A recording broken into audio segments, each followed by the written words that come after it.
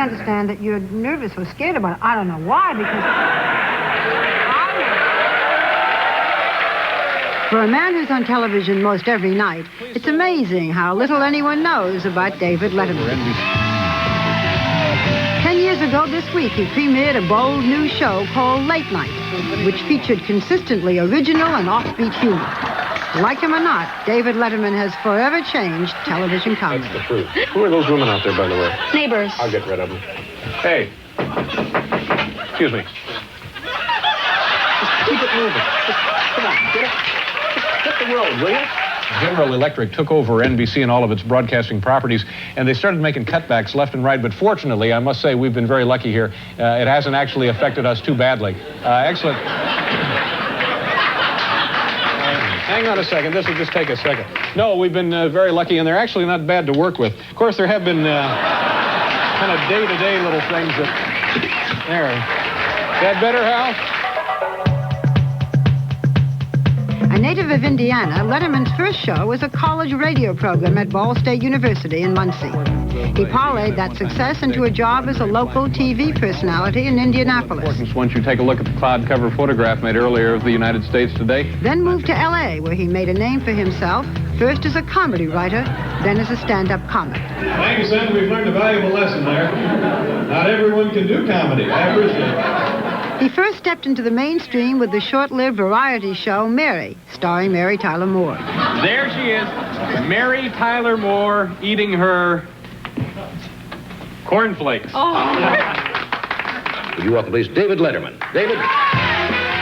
But as with so many young comics, the big break was on The Tonight Show with Johnny Carson. The kind of thing I'll always remember as long as I live, growing up in Indiana, is when Dad used to tease me with the power tools. How many of you... Did you have that? What a guy. What a guy. Sense of humor. Yeah. In David Letterman, Johnny Carson found a kindred spirit who consistently made him laugh. Yeah.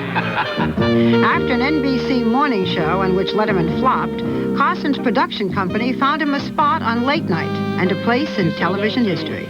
Air Major, the Flying Dog.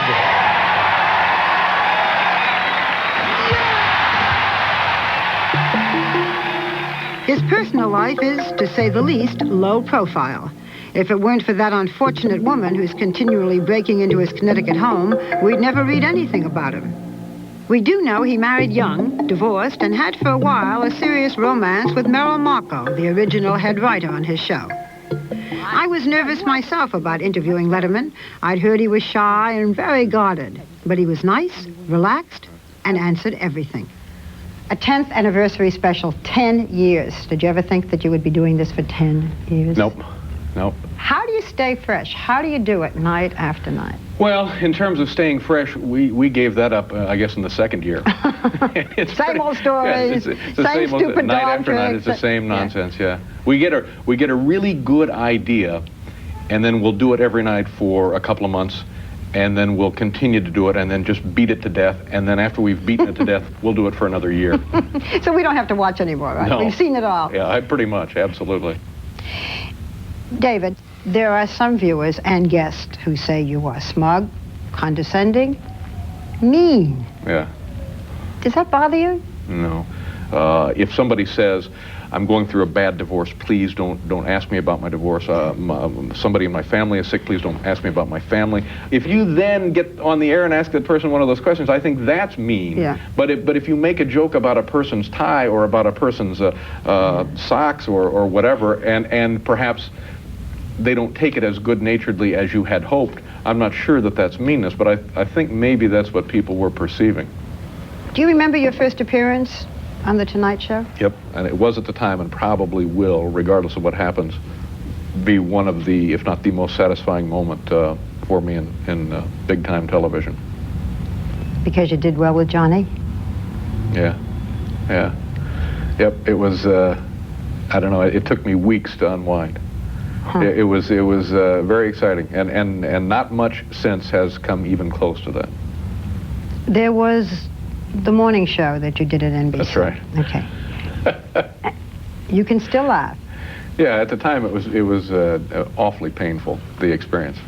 And in show business, and I guess just like any other business, you think, well, now I've got to go to the end of the line, and who knows whether or not my number will be called again. What did you do that year? I fought with my girlfriend. Well, that kills a And few the hours. time just flew by. You know, you mentioned your girlfriend, but one of the things that isn't that well known about you is that you were married when you were in college for 7 years Right. and broke up. No, it was 9 years. 9 years. Yeah. I got married in college, and madly in love with this beautiful woman. And then I went a little nuts and misbehaved, and it came apart. But I think that it's my own doing, or my own undoing. Want to get married again? Yes. Someone in your life right now? Yes. Someone you want to marry? Yeah. Someone you want to tell us about? Well, like, what do you want to know? Well, height, weight, that kind of thing? Name who she is, and are you really going to get married? It's hard for me to imagine myself not being married again, because I would like to have a family. The fact that I was married early and for a long time, and that it came apart, is sort of like a warning to me that has stayed with me, and I'm not eager to get married again and have another one come apart. So I'm taking my time. Have you asked her? Asked her to what? Marry you. I've asked her to drop the topic. You've asked me to drop the topic. No, You've not asked her you. to drop the topic. No, I spent a great deal of my time saying, let's talk about that later. What's for dinner? She was somebody who used to work with you. Yeah. Is that, you don't want to say more? No, what, I mean, I get enough people moving in at my house as it is, so let's... Well, what about that woman who kept breaking into your house? There's nothing funny about it. No, there's nothing funny There's about nothing that. funny about it, and it was at a time when I didn't really live in that house. I lived, all my free time I was living in California. This was a house in Connecticut. Yeah, still is the house in Connecticut. And spending all of my free time in California, and got a call one night from my assistant. She had been notified by the police that somebody had been picked up at the at a tunnel or a bridge crossing at the Hudson in my car with a young child claiming to be my wife. And I mean, it sounds amusing, but the sadness of it is you get to see firsthand what a disturbed person is like, and it's very sad. It must be despair the likes of which you can't conjure. David, Merrill Marker, who was the head writer on your show when you began, and the only female writer in your program, and someone you gave great credit to. That lasted a long while. Right. She was terrific, and she, I think, is one of the big reasons for the success of the show early on. And I think that she and I, as a couple, paid the price for working together and so forth. And I always felt badly about that because, again, I think that it was, I look back and I think, oh, maybe I screwed this up too, but I don't know. Screwed this up too? Well, I just think I probably wore her out, She was the one who was with you during that year when you weren't working. That's right, yeah. Yeah. And, I just wonder if I'll ever be able to repay her, because she was very important to me. Yeah. You have always said that you were a great fan of Johnny Carson. You liked him very much personally. Yep. Okay, here it comes. Why do you think you weren't chosen to replace Johnny?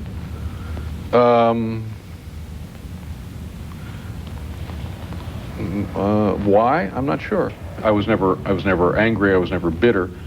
Disappointed, of course, because I mean that's a great job. Who wouldn't want to have that job? But I was never hurt. I was never angry. I was never mad at Jay. I was in the last couple of years, last year and a half, there have been things about my relationship with NBC that I was angry about. Were you upset that you were not considered for the Tonight Show? I think I was considered. I think that I was consideed and rejected. Yeah, obviously. Yeah. How did you find out about it? I knew about it a long time before the announcement. Angry is not the word. I guess maybe because it was yet another circumstance in my relationship with the network that I was discouraged by, because I felt like after you have 4 or 5 things that are tough, that you have to fight through, that you have to keep screaming, what about this? You said you were going to do this and you didn't do this. Or what about this? You didn't tell us you were going to do this and then you did it. You go through 4 or 5 of those things and then you realize, well, you know, maybe there's something wrong here. Is it the straw that broke the camel's back? Do you want to stay with NBC?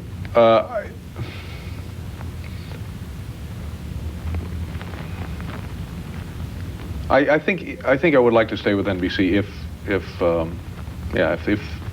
I would like to stay with NBC. I like the idea of staying.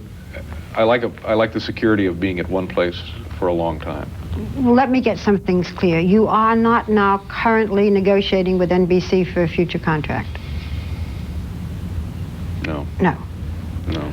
You are not now currently negotiating with any other network for a future contract? No. No. You said, if you get 10 years in a show, I think you're dumb if you don't examine this as a crossroad. Is this a crossroad? Yeah. Maybe a milestone. What is it, a difference between a crossroad and a milestone? Yeah, a milestone, you say, this is terrific, and you go on. Uh-huh. A crossroad, you say, I can go this way or this way. What's the difference between a cold spell and a cold snap? What's the difference between answering this question and dodging? I don't know. I forget the question. The question was, it's been 10 years. Another 10 years? Well, I don't know another 10 years on this show. I just don't know whether I'm the person to continue doing this show much longer, because, you know, it's a lot of college kids and prisoners and stuff. Who else, if not you? Well, maybe somebody who's 34 as opposed to 44.